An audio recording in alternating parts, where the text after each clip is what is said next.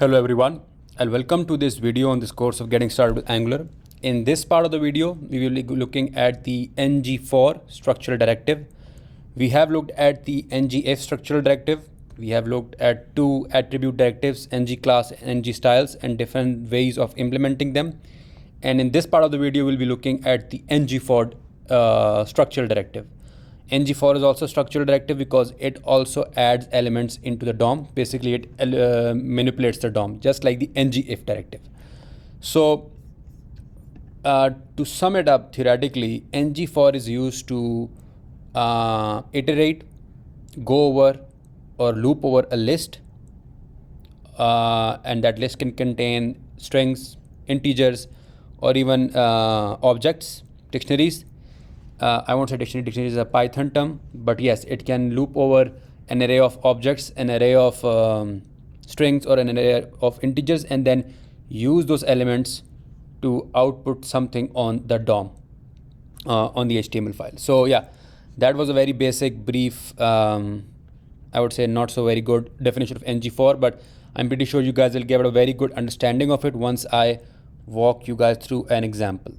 So this is the work we have done so far.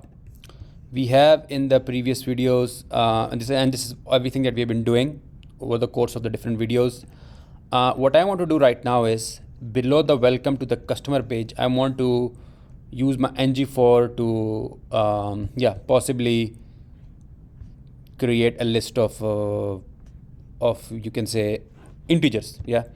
So what I can do is I will create a p tag and I will do ngFor like this, and I will say let item of, now we don't have an array created, so let's first do that. I will create an arbitrary array and I will just call it random, or you can say customer array, because customer is something that we've been using for quite some time. Customer array any is equal to this, like this. I click on save. I go back to my, and yeah, what I will do is I'll possibly assign a few values to this, a few integers. So I've defined an array, and I have given it 3 elements, 1, 2, 3, all 3 of them being integers. I go back to my customer.component.html, and here I give the name of my array, which is random array, and then over here through string interpolation I add in my item. And what is my item? It is this particular element. So this is the syntax for ngFor. Let item, or it can be anything, that doesn't necessarily need to be item, but let item, let element, let number, totally up to you guys. Let item of random array. It can, the name is totally up to you guys, but yeah, this is the syntax of how to create an how to use an ngFor statement to loop over an array. Now I have used string interpolation over here, and inside of the string interpolation, what I am telling my HTML code is that you need to output this particular item variable. So I did mention in the previous videos that string interpolation was used to render TypeScript variables inside of the TS file and render them onto the HTML. But this is also technically TypeScript. Structural directives, the code between the double quotes over here is TypeScript code. Please remember that. So anyways, I click on save. I am getting an error, and let's see what the error is saying. So random array, just to scroll up, property random array does not exist. So let's see. Oh, it's supposed to be customer array, not random array. Let's just make this customer array. Click on save, it works. And now if we go back to our code, we get 1, 2, 3 like this. I want to add some functionality, and just to make this a little bit more, I guess, intriguing or complicated, What I will do is whenever this particular button is clicked, add customer button, what I want to do is I want to add an element inside of my array and have it be rendered onto the DOM.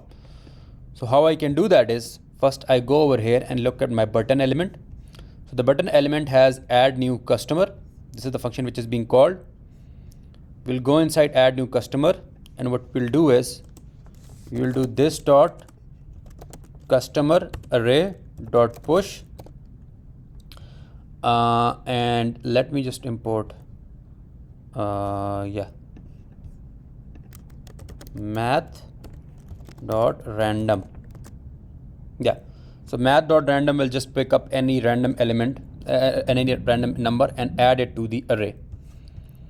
Let's give it a try. We go back to our web application. So as you can see, elements are being rendered on the HTML.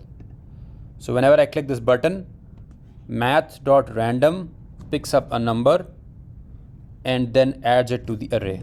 Now I'm not sure on the syntax of math.random, but I think I can possibly give it a range as well. I don't think so. I don't think that is possible, because math.random does not take in any arguments, but that is not the topic for that is not the core focus for lecture right now. So yeah, as much as we keep clicking on this button, more and more elements will keep on getting added. Now with that out of the way, there is another thing for ngFor which I want to show you guys, and that is that we can use the index of the element as well. So I have my ngFor syntax over here, let item of custom array, then I will put a semicolon like this, and I will do index as I. Basically what I'm trying to do is I'm trying to access the index of each and every element, and over here what I will do is I'll add 2 hyphens and I will output my index through string interpolation. I have my item over here and I will have the index over here. So let me just remove these this 1 2 3. I will just keep it empty like this. I click on save, go back to my code, click on add customer.